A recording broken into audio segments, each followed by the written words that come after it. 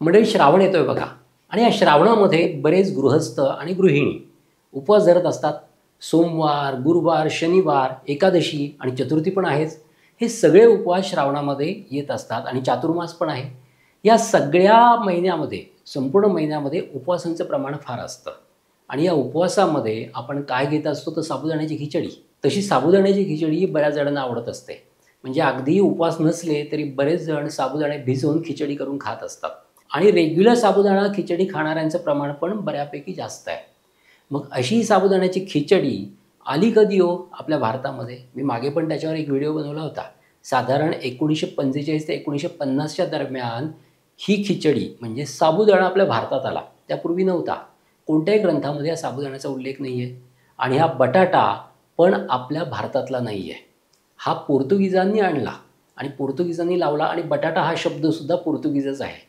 आणि हे सगळे पदार्थ आपण आज उपवासाला वापरतो आहे आणि आपण हे उपवास देवधर्माशी निगडीत ठेवतो आहे. म्हणजे अगदी पुरातन काळापासून देवधार्मिक जे कार्य आहे त्याच्यामध्ये उपवास सांगितलेला आहे आणि या उपवासासाठी आपण साबुदाणा आणि बटाटा वापरतो आहे. म्हणजे तुमच्या लक्षात येईल आपण काय करतो आहे. म्हणजे आपल्या भारतामध्ये, त्यातल्या त्यात महाराष्ट्रामध्ये कोणतीही बाहेरची खाद्य संस्कृती ही इंट्रोड्यूस व्हायला किंवा अंगीकारायला वेळ अजिबात लागत नाही.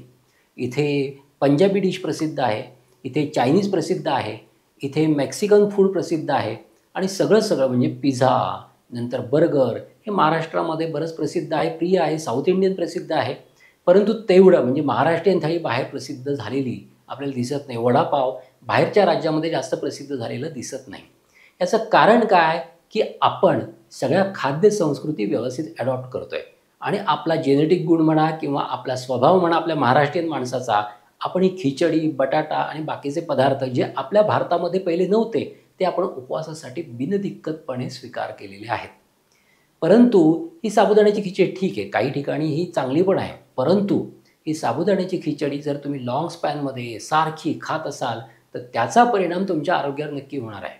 याचं कारण असं की साबुदाणा हा जास्तीत जास्त पृथ्वी गुणाचा आहे आणि पचायला अतिशय जड असतो. तुम्ही साबुदाणा बघा, भिजवल्यानंतर कसा लगदा होतो, त्याचा खिचडी केल्यानंतर लगद्याचे गोळे गोळे होतात आणि त्या साबुदाण्याच्या दाण्यामधले छोटे छोटे कण हे अतिशय असे दाबून बसलेले आहेत, निसर्गतःच दाबून बसलेले आहेत. त्याच्यामुळे जेव्हा पोटात जातो तेव्हा तो डिसइंटिग्रेट व्हायला, म्हणजे पचनाला जे डिसइंटिग्रेशन आवश्यक असतं ते डिसइंटिग्रेशन या साबुदाण्यामध्ये होत नाही आणि त्यामुळे पचनशक्तीवर त्याचा अतिरिक्त ताण येतो आणि पचनाचे विकार चालू होतात. व्यवस्थित भूक लागत नाही, पोट डंबरतं, पोटामध्ये गॅस होतो, पोट साफ होत नाही, आम्लपित्ताचा त्रास व्हायला लागतो. डायबिटीज ज्यांना आहे त्यांची शुगर वाढू शकते आणि तुम्हाला आम्लपित्तामुळे वरती डचकेसुद्धा येऊ शकतात. हे सगळे प्रॉब्लेम्स साबुदाणा जास्त खाल्ल्यामुळे होतात.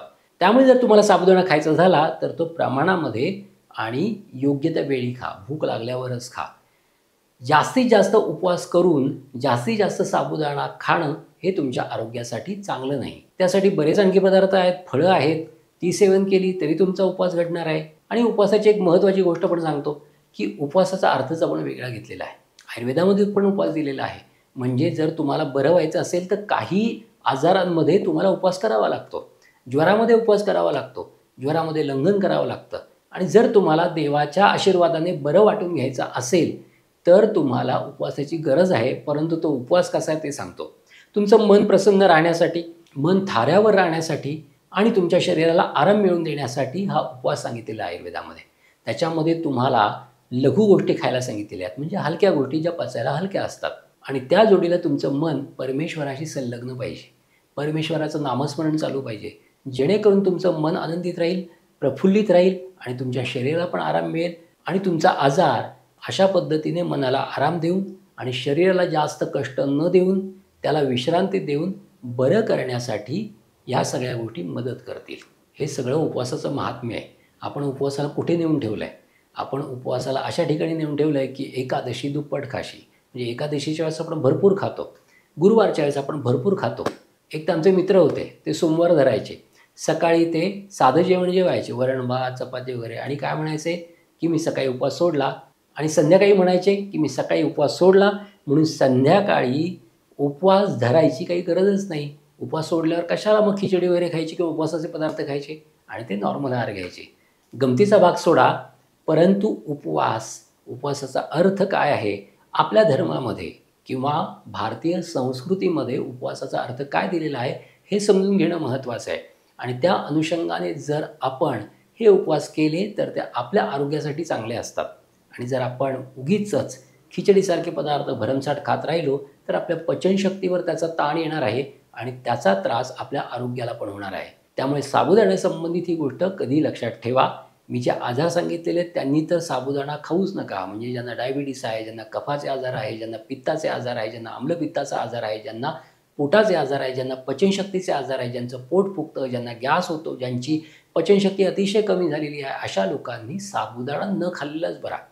या सगळ्या गोष्टी लक्षात ठेवा. साबुदाण्यासंदर्भात या गोष्टी लक्षात ठेवा आणि तुमचं आरोग्य सांभाळा. आता पावसाळा चालू होतो आहे, अग्नी मंद झालेला असतो, त्याची पचनशक्ती कमी झालेली असते. त्यामुळं या ऋतूमध्ये आपल्या अग्नीची काळजी घेणं हे अतिशय महत्त्वाचं आहे. ह्या आपल्या शरीरामध्ये, पोटामध्ये पित्त वाढून न देणं, पित्तकर पदार्थ न खाणं, वातकर पदार्थ न खाणं, कफकर पदार्थ जास्त न खाणं हे कधीही महत्त्वाचं आहे. हलकं जेवण जेवायचं. आता नागपंचमी येते आहे तेव्हा लाह्या खायच्या आहेत आपल्याला. त्या लाह्या का खायच्या? आपल्या संस्कृतीमध्ये नागपंचमीला लाह्या का खायला सांगितलेल्या आहेत त्याचं एक महत्त्वाचं कारण आहे. ते आपण वेगळ्या व्हिडिओमध्ये पाहूयात. तुर्तास इथेच थांबू. पुन्हा भेटूयात एक नवीन विषय घेऊन. तोपर्यंत स्वस्थ राहा, मस्त राहा. धन्यवाद.